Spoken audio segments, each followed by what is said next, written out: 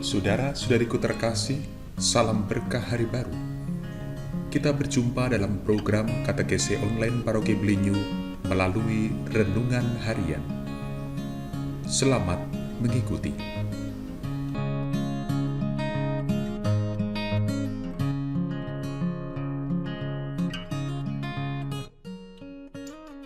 Pewartaan Sabda Tuhan dikutip dari Injil Matius pasal 17 ayat 14 sampai 20. Sesudah mengenyangkan orang banyak dengan roti, Yesus segera memerintahkan murid-muridnya naik ke perahu dan mendahuluinya ke seberang. Sementara itu, ia menyuruh orang banyak pulang. Dan setelah orang banyak itu disuruhnya pulang, Yesus naik ke atas bukit untuk berdoa seorang diri. Ketika hari sudah malam, ia sendirian di situ. Perahu murid-muridnya sudah beberapa mil jauhnya dari pantai dan diumbang-ambingkan gelombang karena angin sakal. Kira-kira jam 3 malam, datanglah Yesus kepada mereka berjalan di atas air. Ketika murid-muridnya melihat dia berjalan di atas air, mereka terkejut dan berseru, "Itu hantu!" Lalu berteriak-teriak karena takut. Tetapi segera Yesus berkata kepada mereka, "Tenanglah, aku ini, jangan takut." Lalu Petrus berseru dan menjawab dia, "Tuhan, apabila Engkau itu, suruhlah aku datang kepadamu, berjalan di atas air." Kata Yesus, "Datanglah." Maka Petrus turun dari perahu dan berjalan di atas air mendapatkan Yesus. Tetapi ketika dirasanya tiupan angin, takutlah ia dan mulai tenggelam lalu berteriak, "Tuhan, tolonglah aku." Segera Yesus mengulurkan tangannya, memegang dia dan berkata, "Hai orang yang kurang percaya, mengapa engkau bimbang?" Lalu mereka naik ke perahu dan angin pun redalah. Dan orang-orang yang ada di perahu menyembah dia, katanya, "Sesungguhnya engkau anak Allah."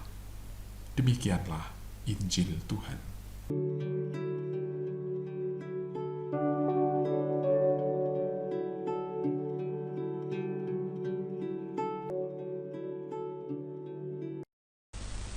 Saudara-saudariku terkasih dalam Tuhan, dikisahkan seorang misionaris sangat dikenal dan dianggap begitu mengesan di hati umat gara-gara katekese super kilatnya pada suatu kesempatan homili. Saat itu si misionaris karena keterbatasannya berbicara bahasa setempat, nekatlah ia berhomili dengan bahasa masyarakat di situ. Setelah membaca Injil, ia diam sebentar, seolah coba mengingat kosakata yang sudah disiapkan. Lalu dengan suara cukup lantang, setengah berteriak, dan sambil membuat gerakan tangan, ia berkata, "Orang baik, wud, surga. Orang jahat, wud, neraka. Amin." Begitulah kisahnya. Paus Fransiskus dalam anjuran apostolik Evangelii Gaudium di artikel 11 menyebut, inti pesan homili atau khotbah seorang imam haruslah selalu sama, yaitu Allah yang telah menyatakan kasih-Nya yang amat besar dalam Kristus yang disalib dan bangkit. Pesan Bapak Paus ini menjadi koreksi serius bagi para imam ketika ia harus tampil menyampaikan pengajaran iman dalam homili atau khotbah. Apakah semua imam mendengar dan lalu taat? Tentu saja, tetapi ada juga yang belum. Itulah mengapa kerap umat merasa seolah harus hanya menjadi pendengar tanpa perlu mengerti inti imannya. Dengan demikian, tidak memiliki bekal cukup untuk tampil sebagai saksi iman di tengah masyarakat, kecuali karena modal nekat demi harga diri. Saya merasa ini sebagai autokritik bagi diri sendiri sebagai seorang imam, tanpa memaksudkannya kepada imam lain. Saudara-saudariku, perikop Injil Matius pasal 14 ayat 22 sampai 33 bisa saja dipandang dari berbagai macam sisi untuk ditarik pesannya.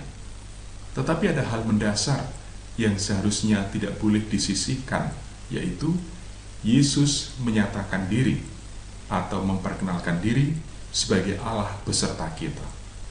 Akulah ini, jangan takut, di ayat 27. Ini dilakukan Yesus di tengah situasi keguncangan iman para murid karena berbagai ancaman, rintangan, perlawanan, dan penganiayaan yang akan menghancurkan gereja. Oleh penulis Injil, situasi itu dilukiskan dengan perahu para murid yang nyaris karam karena gelombang dan angin sakal. Saudara-saudariku terkasih, kesaksian iman penulis Injil Matius ini sungguh menguatkan siapapun yang mendengar atau membaca. Tentu saja termasuk kita di masa ini. Kita diingatkan untuk jangan pernah ragu pada kebenaran pilihan mengikuti Yesus dan mengimaninya sebagai anak Allah. Dia adalah anak Allah yang tidak hanya menghadirkan kemahakuasaan Allah yang sempurna, tetapi juga kerahiman dan kasih setia tanpa batas.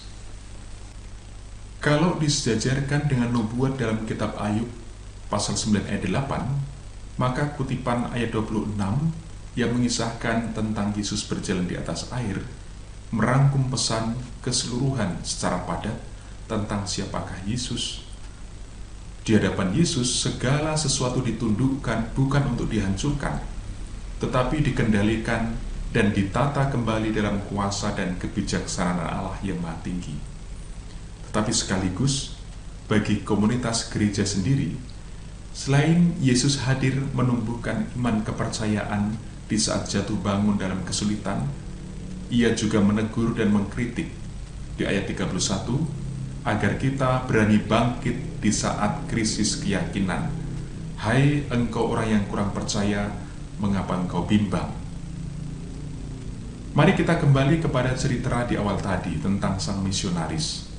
Saya berharap gereja di zaman ini tidak kembali pada model katekese atau pengajaran gaya lama yang lebih sering memunculkan rasa takut akan hukuman daripada pengalaman dicintai oleh Tuhan yang beserta kita. Mari kita mengakhiri katekese ini dengan memohonkan berkat bagi banyak murid Kristus, khususnya orang muda yang sering ragu dan acuh tak acuh pada warta kasih Kristus, dan menganggap iman Kristiani bukanlah jawaban cocok untuk masalah hidup mereka. Semoga Anda sekalian dan mereka yang kita doakan diberkati rahmat Allah, demi nama Bapa dan Putra dan Roh Kudus. Amin.